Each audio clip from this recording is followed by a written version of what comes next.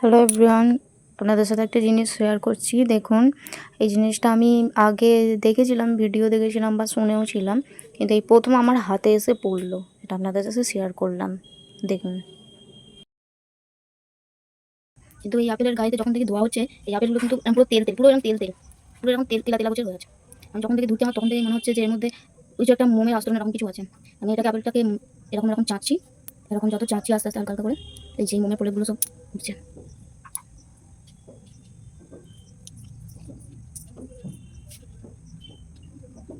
এটা হাতে নিয়ে দেখ, কিরকম একটা। আমি যখন ফোনের মাধ্যমে এই ভিডিওগুলো দেখছিলাম, শুনছিলাম, তখন কিন্তু আমি একটুও বিশ্বাস করিনি। কিন্তু এতদিন আমার হাতে এসে পড়েনি এরকম কিছু, এত ফল দেওয়া হয়েছে, কিন্তু কোনো দিনে এরকম আজব আমার লাগেনি হাতে কোনো দিন। এই প্রথমই আমি ধুতে গিয়ে আমি বুঝতে পারলাম। তাই কেটে এর মধ্যে আমি ভেতরটা দেখবো কেমন, মানে উঠছে, এরপর আমি এটাকে কেটে দেখবো।